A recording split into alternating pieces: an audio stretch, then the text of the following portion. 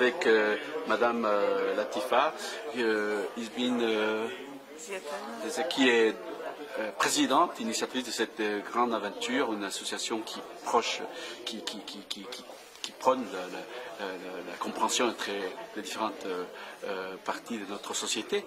Je voulais vous poser une question sur les tours que vous avez entamés il y a quelques mois déjà, les Tours de France, on va dire, des dialogues. Comment ça va? Physiquement, vous tenez la route, ça vous convient le rythme que vous-même vous imposez? Alors, imposer, aujourd'hui c'est ma mission, c'est important, je ne pense pas à la fatigue, mais voilà, plus que je sauve des vies, plus que je donne le courage à certains jeunes de démarrer leur volonté, leur courage, d'avancer dans la vie. Voilà, je continue jusqu'à la fin de ma vie comme j'avais promis à mon fils. C'est très important. Votre cause est juste et nécessaire. Et ici, à Chanteloup-les-Vignes, comment ça a été le public, les collégiens de cet établissement? Comment vous l'avez ressenti, ces contacts avec eux? Ça m'a beaucoup touché de voir des jeunes garçons, des jeunes filles pleurer. Ça m'a beaucoup touché parce que je ne pense pas qu'ils pleurent pour ma souffrance. Plutôt, je pense que je touche leur souffrance. Parce que surtout un petit garçon de faire pleurer, c'est difficile.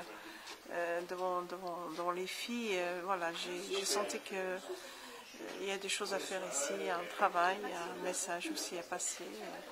Et je pense qu'ils étaient à l'écoute, ils étaient vraiment intéressés par l'échange. D'accord. Et dans l'échange, justement, il y avait des questions différentes sur les sentiments d'une mère qui a perdu un enfant, comment vous faites pour maîtriser votre vengeance, quelque part, votre sentiment de vengeance. Est-ce qu'il y avait des questions qui sont différentes par rapport à ce que vous avez déjà constaté, observé dans les passés? Non, je pense que c'est à peu près les mêmes questions qui vient à chaque fois. Comment vous sentez-vous? Comment vous résistez?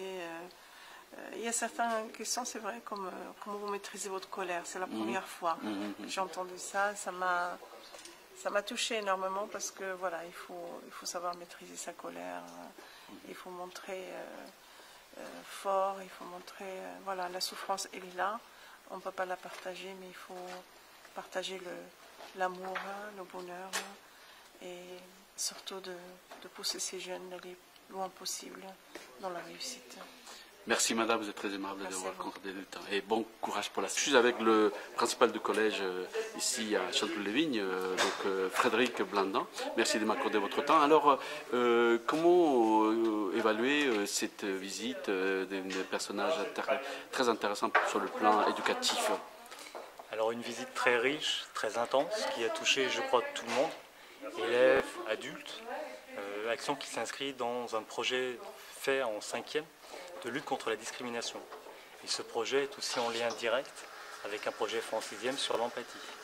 Donc c'est un axe du projet d'établissement qui consiste en fait à favoriser le vivre ensemble, à former le citoyen éclairé. Cette formation, c'est aussi une des missions de l'établissement et de l'école en général.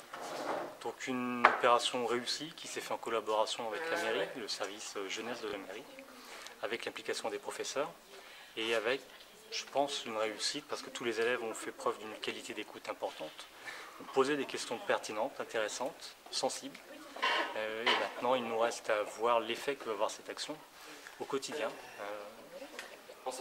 et l'impact qu'aura dans les relations entre élèves, relations élèves-adultes, avec, je l'ai dit aux élèves tout à l'heure, l'espoir que l'exemple de Mme Benzetten soit vraiment un exemple pour la vie et pour le développement de ceux qui l'entendent.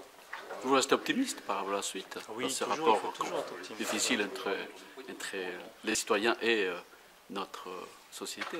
C'est notre mission, on sème des graines, mais après, libre à chacun de les cultiver.